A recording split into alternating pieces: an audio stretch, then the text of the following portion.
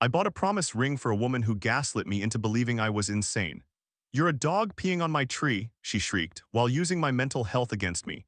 After our dramatic breakup, she vanished with a new husband, leaving me free to rebuild. What was her endgame? Here is my wild ride with someone who had more red flags than a Soviet parade. We met in person while she was visiting my country. Initially, she was sweet, intense, and overly enthusiastic about the idea that we were soulmates. She even cried when we parted ways for the first time, promised we would build a life together, and began writing me letters.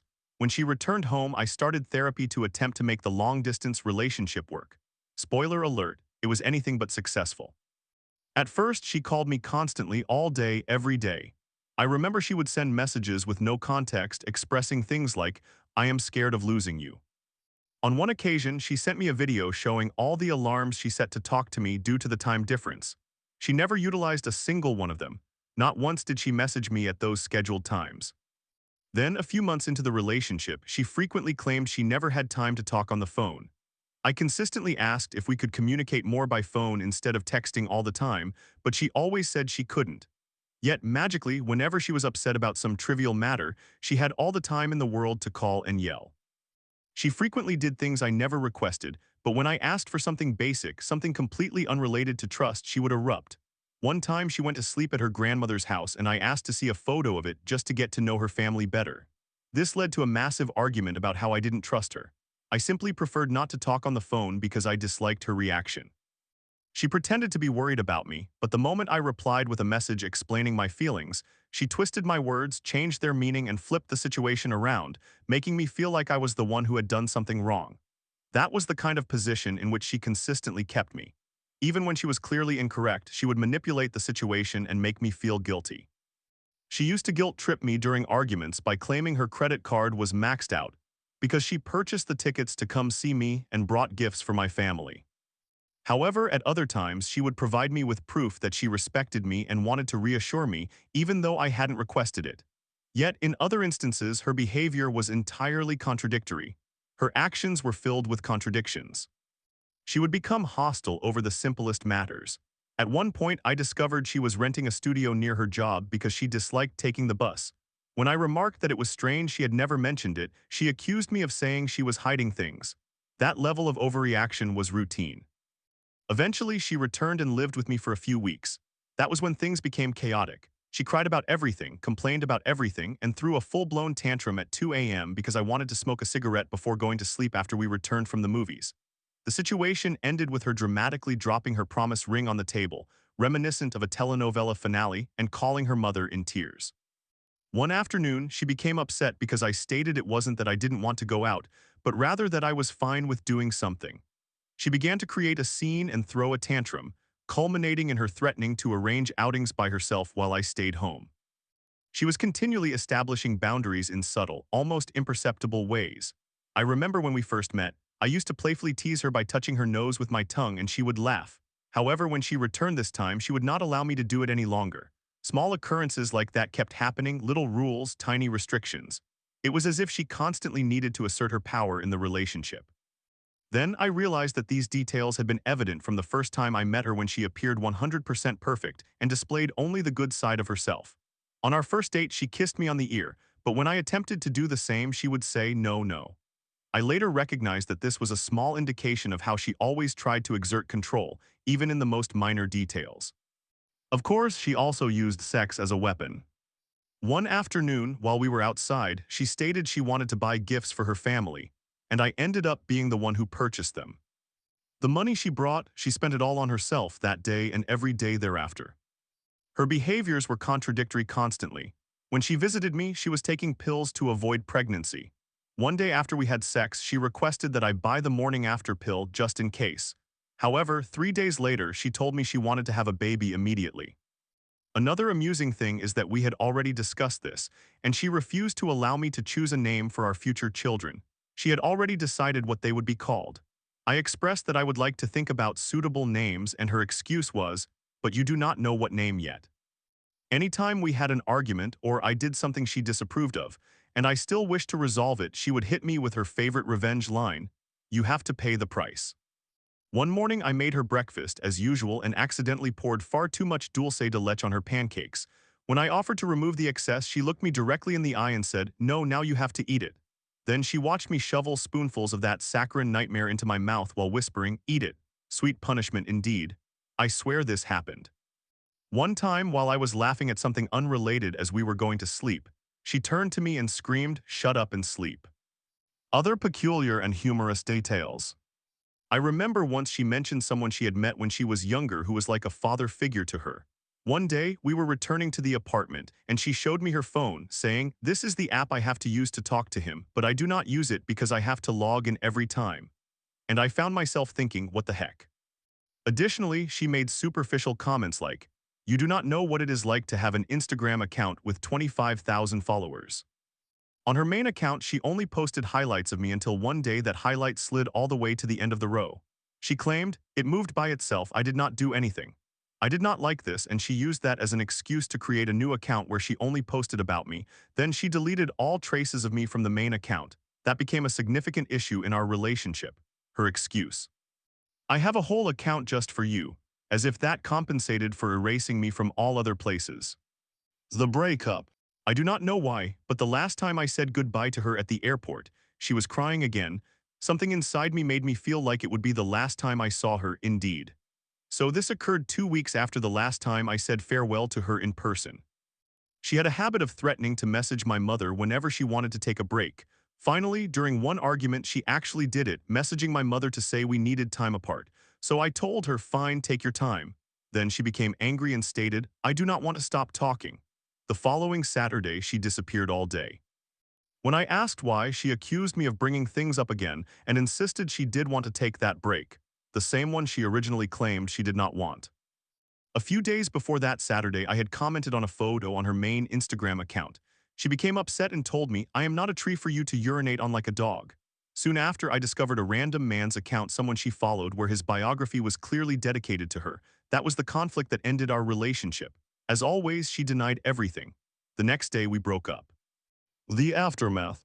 After we severed ties, her mother messaged me on WhatsApp with dramatic guilt trips such as, "You destroyed the relationship because you did not trust her. She wanted a life with you, someday you will realize that. We will have to tell grandma since she has seen you as part of the family." Honestly, I felt as if I had accidentally joined a cult.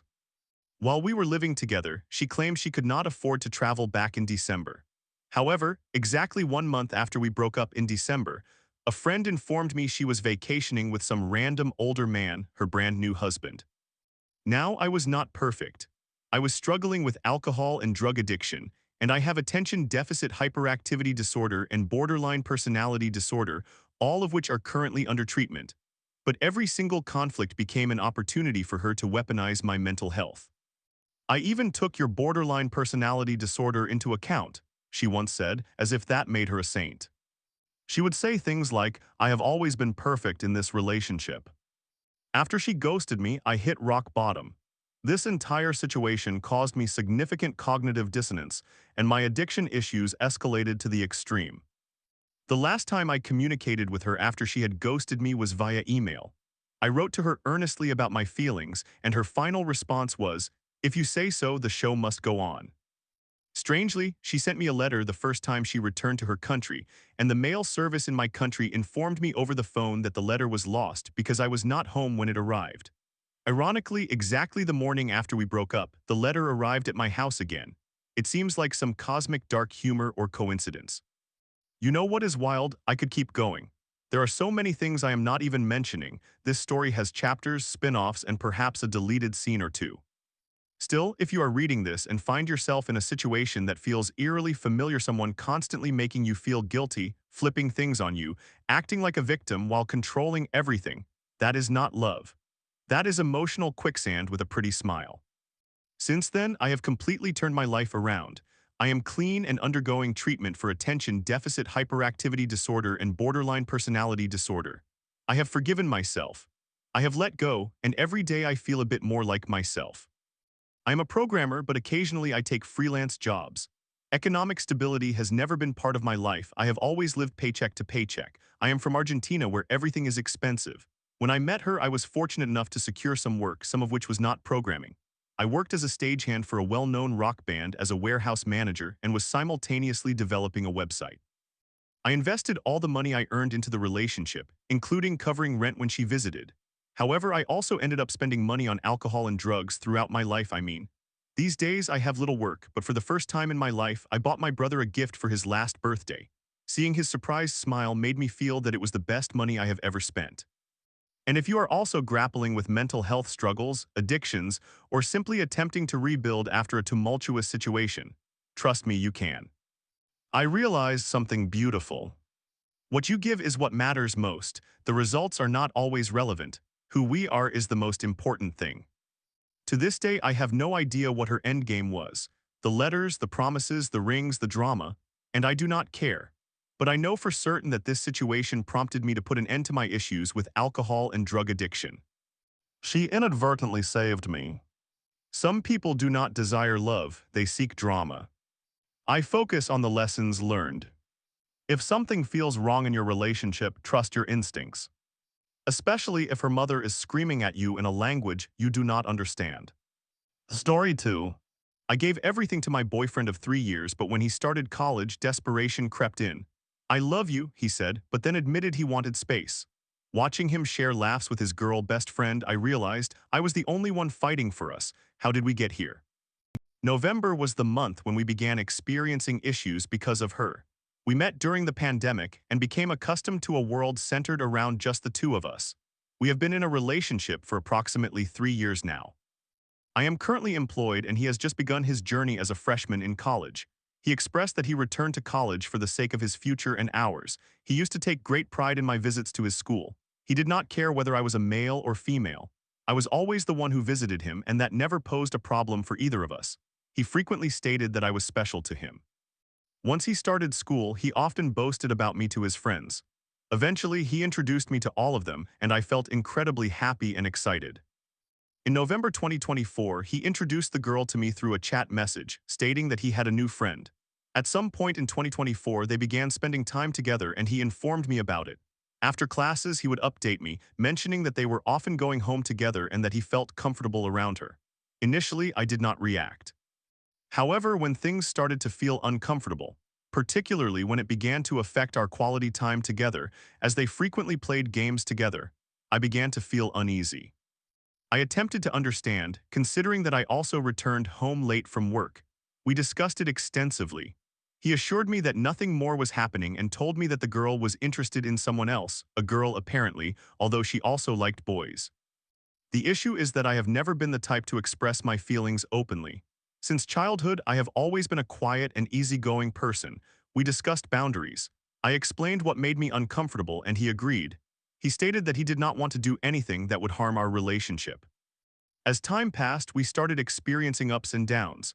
Our main concern was their constant togetherness at school, commuting together, and even playing games. I was okay with him spending time with others. I did not want to be controlling, but I wished for him to allocate time for me as well. Even during my visits to his home to spend time with him and his siblings, our arguments arose whenever I brought up my feelings. He would accuse me of lacking trust. I told him that was not the issue at hand. I never accused him of any wrongdoing. I allowed him to do his own thing, but I would ask questions if he stayed out late or failed to update me, or when the girl would invite him to play late at night. We established schedules for their gaming sessions at designated hours or days. I accepted it all because I did not want him to feel that I was hindering his new environment and experiences, especially since he had been out of school for a prolonged period due to the pandemic. Eventually, he told me that I was not accustomed to his social side. He admitted that the girl was his best friend. I was already aware of his close friendships with girls, but this time, it was just one girl. I had no objections to his relationships with others. On one occasion, he mentioned that he needed to breathe. He was feeling down lately. He said we were partners, but he desired to feel free to accept invitations from others. I never inhibited him, I only requested that he keep me informed. He expressed a desire to create memories with the people he cares about and that I was among them. He stated he might be requesting space due to past friendship trauma, having been cut off or lacking lasting friendships. He conveyed a wish for a healthy romantic relationship with me as well as a healthy friendship circle. I understood since I had also experienced something similar during my college years. He described himself as a free spirit and a people person. He indicated that all he required was my trust, even though I had never accused him of anything. I permitted him to socialize with them whenever they wanted.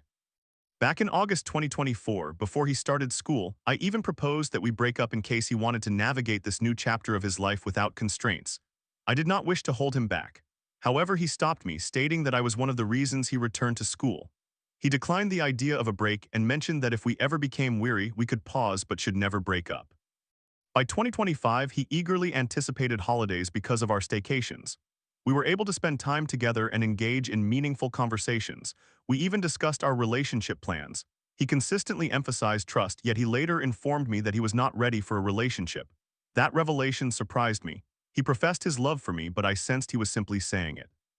I started to feel neglected. I had an instinct that something was amiss. Each time we argued, particularly while I was at his house, he would be on his phone and I suspected he was venting to his girl best friend. I noticed a message stating, "You're the only one I have right now. Shouldn't couples compromise during disagreements?" But he would shut down and speak to her instead. He always became defensive whenever we discussed her. They went out together, frequently had lunch, returned home together, and he consistently posted stories. I began to observe how close they had become. He once posted a story of her gazing at him while smiling. I tried to avoid overthinking it, but it was difficult not to wonder. I questioned why his friends were not challenging the appropriateness of those pictures. He used to seek permission to post pictures with her, but no longer did so.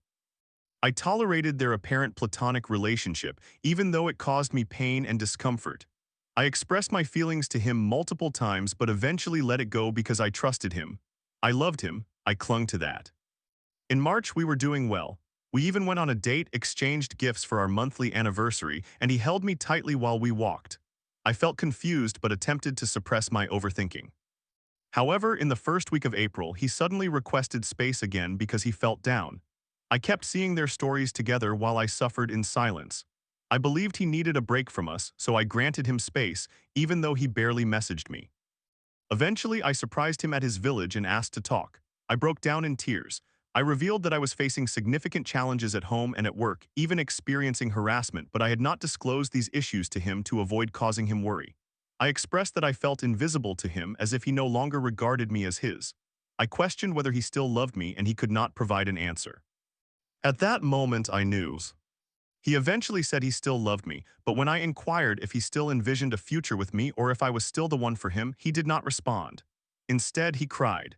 He stated that he did not believe he could grow within our relationship anymore, despite previously claiming that we could grow together. He claimed he wasn't ready for a relationship and that we were both not okay.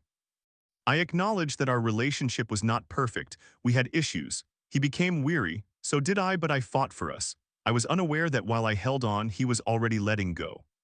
He was quietly giving up. I asked him why everything felt so swift. He explained that while it seemed fast from my perspective, it felt slow to him. I told him it was unfair that he never informed me that he was losing interest or feelings. I felt neglected. We were doing well in March, yet suddenly in April, during my lowest point, he revealed everything to me. I wiped his tears and pleaded for another chance. I even knelt before him as one might see in a movie. I never anticipated that such a moment could happen in real life. That day felt like a death to me. I conveyed to him that people around me were leaving, that I had lost my friends because they advised me to exit the relationship. But I did not believe them. I only trusted him. I always defended him. I asked for one more chance, especially since we were supposed to go on a staycation soon. But by then, he did not seem to care. We did not discuss the breakup during the staycation. He merely stated that he wanted to enjoy the experience.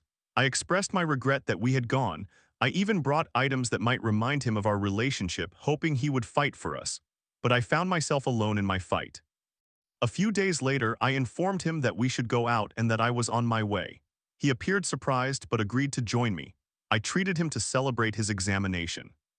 Yes, I was trying very hard. I thought maybe if I remained, he would find a reason to stay as well. However, he began to stop caring. He ceased treating me the way he once did. I recognized that I looked desperate, but I continued to hold on because I believed that he still loved me deep down. While we were out, I asked if we could take a picture and share it. He agreed to take a photo on my phone but stated he could not post it. My appetite vanished immediately. I felt immense pain. He suggested that we should simply enjoy the moment. I inquired why he could no longer post about us. I could not even cry, I was just shattered. He then confessed that he had not been entirely honest when I asked if he still loved me. He affirmed that he did love me, but no longer in a romantic sense. He felt nothing for me anymore. Yet he still wanted me to visit and spend time with his siblings. How could that be? He claimed he was not abandoning me or our relationship, but wished for things to remain unchanged without the romance. I pleaded for us to give it another try. I urged him not to break up with me yet because I was enduring so much and was already depressed. Did he expect me to accept everything? I expressed it was unfair how quickly he moved on and the ease with which he lost his feelings. He did not even attempt to work on it. He had previously asserted that despite our conflicts, we had never considered breaking up. I questioned why I was so easy to give up on. I asked him if he had confided in his girl best friend or anyone else about us and our challenges. He claimed he had not. However, I suspected he was lying. You cannot be that comfortable in photographs like that if nothing was said. My instincts told me he was dishonest. He posted pictures where she looked at him with a smile or he looked at her as if she were everything. I tried to convince myself it was merely a picture. I suppressed my own feelings. Perhaps I was just being overly dramatic. He had been deceitful. One time he updated me that he was heading to class, only to later say there was no class and that his girl best friend invited him over. He requested that I not inform his parents. He went there and again posted photos, appearing far too comfortable as if he did not have a girlfriend. But I suppose, technically, he did not feel anything for me anymore, so perhaps I had no right to feel hurt. At this moment, I do not know what to feel. I feel numb, yet I am not truly numb. I am emotionally shut down. We have not officially discussed breaking up, but I feel as if I am the only one clinging to this. It seems we already broke up on that day. I have considered cutting contact, but I have not yet done so. Story 3.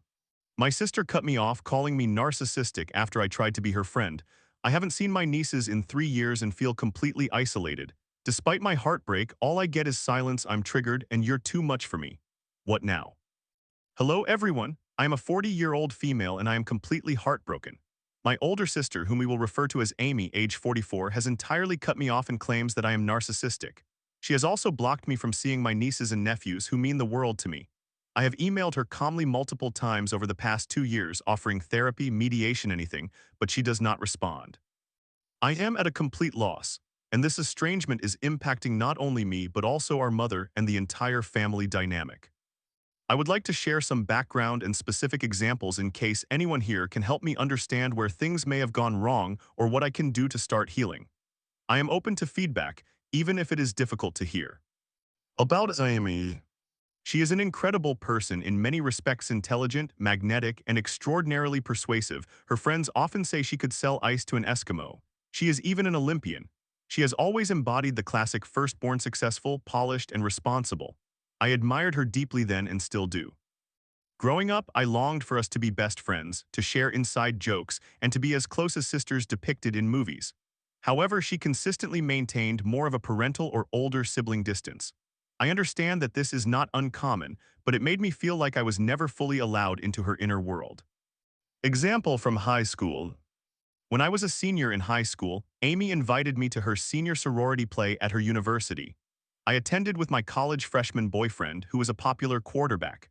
During the performance, the seniors performed a skit in which they spilled tea anonymously, but it was clear whom they were referring to. Amy stood on stage and said something like, "Remember that quarterback who plays well on and off the field? He is even messing around with a high school girl." Everyone in the room turned to me. That is how I discovered he was cheating on me with college girls. At the time, I thought my sister was being protective and calling him out. Now I am uncertain if that was truly intended to help me or to humiliate me. Adult life. We both experienced marriage and divorce. Amy divorced first, and when I was going through my divorce 7 months later, I called her for advice. She told me to figure it out yourself. That was incredibly hurtful, especially since I had tried to support her during her own separation. My ex-husband noticed how Amy treated me and said, "Be the sister you wish you had."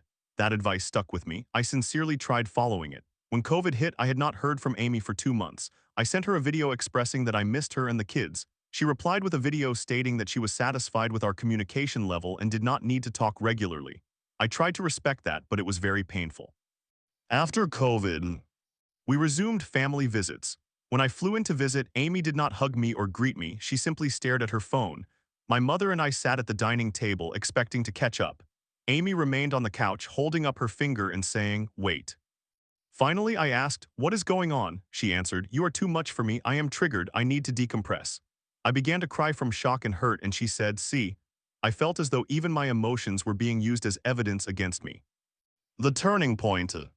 In the summer of 2023, we planned a large beach house vacation with extended family including Amy's current husband, her ex-husband, who is a friend, all four children, and our grandparents. A minor disagreement over hiring a photographer escalated into tension between Amy and our father.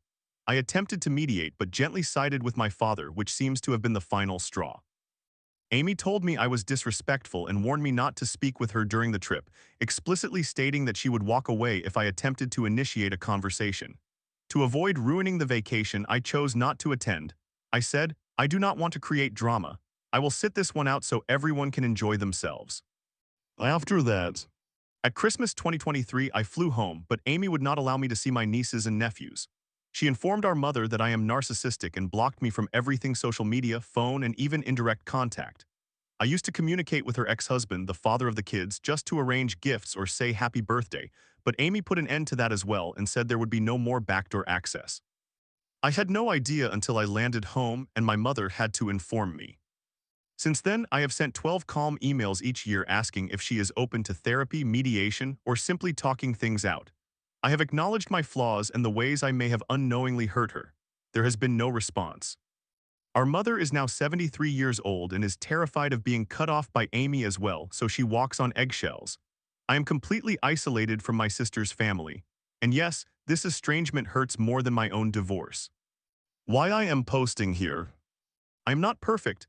I have attention deficit hyperactivity disorder, clinical depression, and anxiety, and I have faced numerous struggles financially, academically, and professionally. I did not finish college, I am often between jobs, and I have been labeled the black sheep or perhaps the gray sheep of the family. Nonetheless, I have always shown up for my family with love and sincerity. I adore my nieces and nephews. I have tried diligently to reconnect. They are currently in their preteens, and I have not hugged them in almost 3 years. If I am a narcissist, I would like to know. However, I do not recognize myself in that label. I may be emotionally intense, I may overcommunicate, or I may seek connection more than she does. I may make mistakes, but I have never acted with malice or manipulation. Additionally, due to my mental health, I have undergone 2 thorough psychiatric evaluations, both identifying attention deficit hyperactivity disorder and clinical depression. Is narcissism not also assessed during those evaluations? I seek advice from anyone, especially siblings, who has been on either side of a situation like this. How do you begin repairing a relationship when someone perceives you as a threat? Is there anything else I can do? Or should I simply accept this painful silence and move on with my life? Thank you for reading. Edit updates. First and foremost, thank you to everyone who replied. The general consensus seems to be to leave things as they are, to give her space, and to wait for the children to grow up. Therefore, that is what I will start doing from today onward.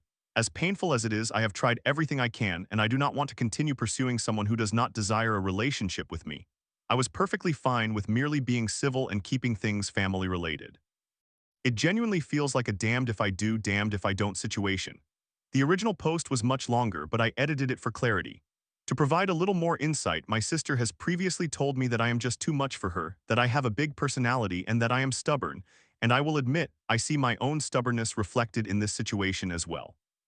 One example she gave my mother was that when I came to visit her after college, I finished showering and took the towel that was on her rack. My sister came in and exclaimed, "Oh no, why are you using my towel?" I completely did not understand and responded with, "So, we are sisters." She merely rolled her eyes and left. She told my mother that was an example of my narcissism because my opinion overshadowed hers. My mother then explained that Amy is sensitive about her skin and likely wanted her own towel for herself. I understood, and I never took her towel again. Another instance occurred when she showed me what she used for her skincare. I expressed, "Oh, I wish I had known this before," in a playful manner. My sister then informed my mother that I was intentionally making her feel guilty for not telling me about skincare, insinuating that I was making her feel like a bad sister. I thought I did not mean any harm.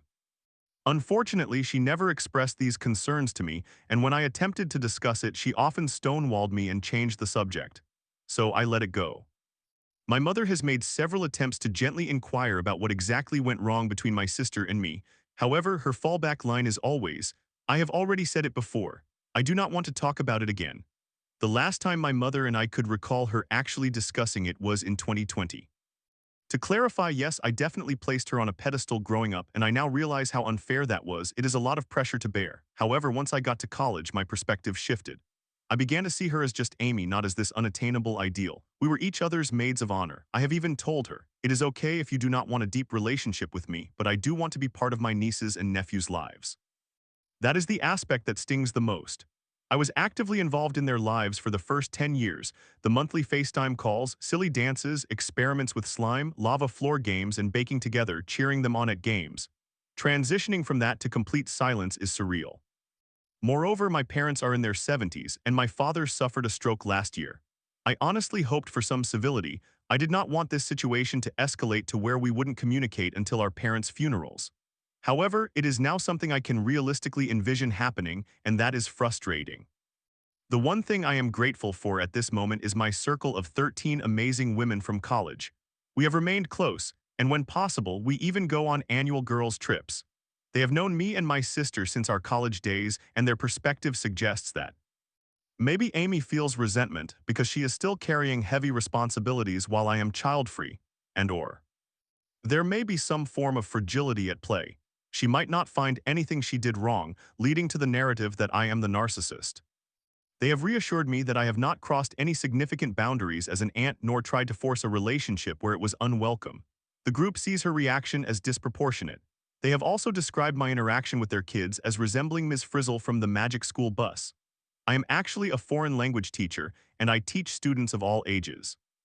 In any case, I came here seeking clarity, and I truly appreciate everyone's input. Thank you. Story 4.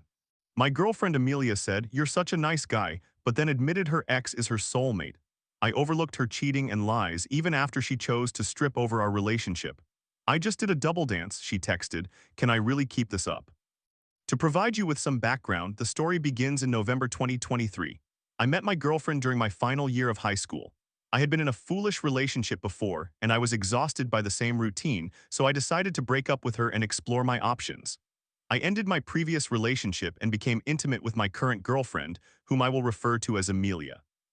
Initially, I was interested in engaging in casual relationships with multiple women, but that did not go as I had anticipated. I genuinely enjoyed my time with Amelia, and we had a lot of fun together. Gradually, we became very close. However, I was hesitant to enter a serious relationship with her for two main reasons. First, I had just ended a relationship and did not want to rush into another one, and second, she had recently left a very toxic relationship just 2 months before we met. Thus, we continued our usual interactions, essentially as friends with benefits until she expressed her love for me. At that point, I realized that our relationship was likely progressing towards something more serious. However, not even a week after she confessed her feelings, she went and slept with her ex-boyfriend. She attended a party where he was present, and one thing led to another. I was heartbroken when she informed me. She claimed that they did not even go all the way because she began crying and insisted she was in love with me.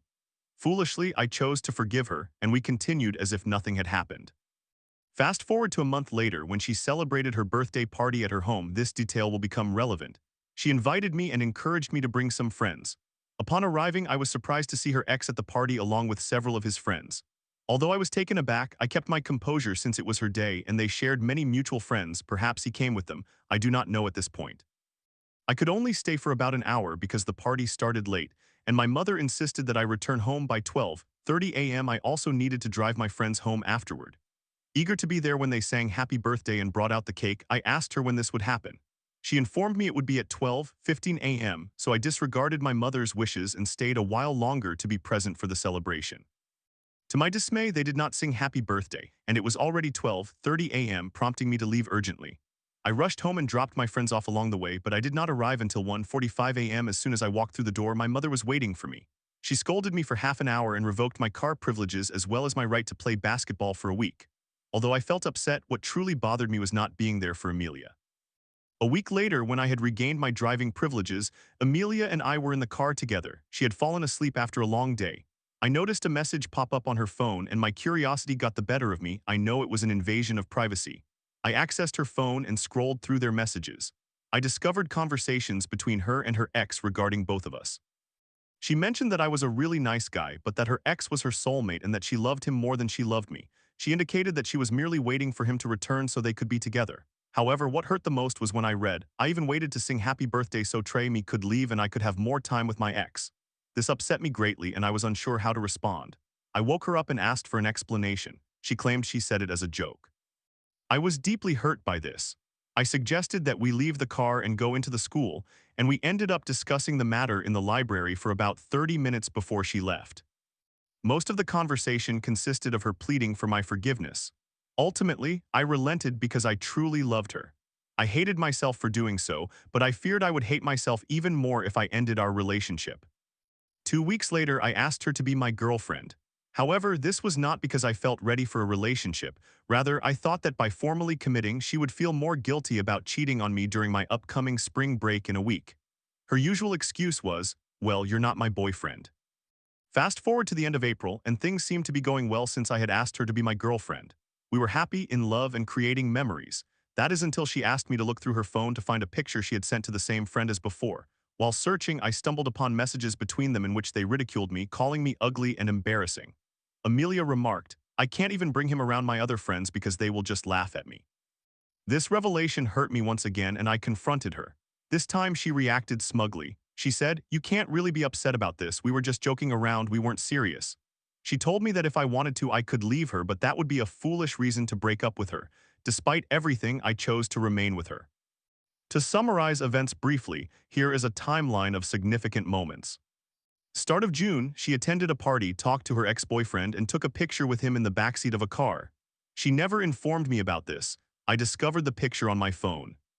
Start of August, she went away for a week with friends and assured me her ex would not be present. However, he was there, and despite my paying for her entire trip, she largely ignored me. She also promised she would not go to clubs or drink heavily, but she did both. I'm fine with her enjoying herself. I just want her to be open about it so I know she is safe. Middle of August, a friend sent her a TikTok of a guy resembling her ex, and she responded, making me miss her ex. The months of September, October, and November went smoothly. In December, she expressed a desire to go on a trip with friends. I gave her permission, but I requested that she keep me informed about what she was doing and where she would be. She agreed, and we came to a basic understanding. I asked her whether her ex would be attending, not to control her but simply to be informed. She assured me he would not be there. I said that was fine. However, while talking with one of her friends, who is also a friend of mine, she remarked, "You are really a great guy for allowing her to go on this trip with her ex there, even after everything." I discovered that he was going after all, and she had lied about it. Upon learning this, I took her on a date and attempted to clarify who would be attending the trip. I wanted to give her another chance to tell the truth in case she had made an innocent mistake. Once again, she assured me he would not be there. By the way, she also told that friend not to inform me that he would be going on the trip. I confronted her and told her I was aware he was going. I presented her with a straightforward choice: choose the trip or me. I felt awful that it had come to this, but I could not understand why she had lied to me without any reason. I believe in relationships that people should maintain their independence. She responded, "I love you so much and I choose you." I was pleased with her answer. I even offered to reimburse her for the expenses she had already incurred for the trip, but she insisted that it was fine. The next morning, I woke up to find her location indicating she was on her way to the trip with her friends. I felt disheartened, and she sent me a lengthy message apologizing but claiming I was being too controlling. Long story short, I remained with her when she returned home. I also discovered she had taken another picture with her ex, this time posing in front of a bathroom mirror with his arm wrapped around her, and she appeared far too comfortable in that position. I learned that while her ex was trying to hook up with another girl, she was upset about it and attempted to block him. While he and the girl were in a room together, she was banging on the door, insisting he come outside immediately. I received this information from two separate sources, but there were inconsistencies, and she swore on her mother's life that it did not happen. She did admit to some other incidents and took some accountability, but she denied this one.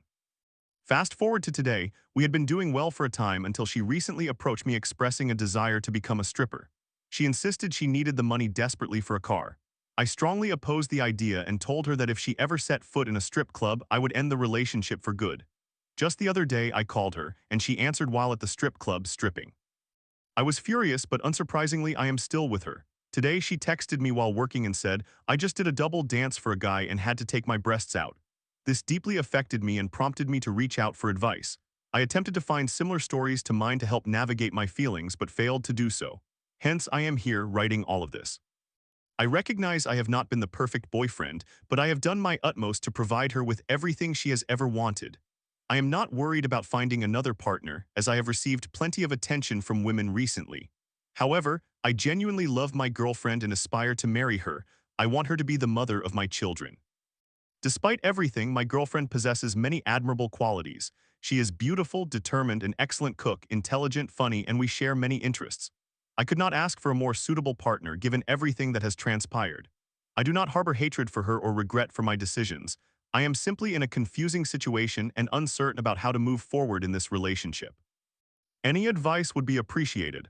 I merely seek to have someone listen to me and provide guidance on what steps to take next in this relationship. Additionally, please feel free to ask any questions if you require more details. I aim to keep my account concise so that people would not disengage.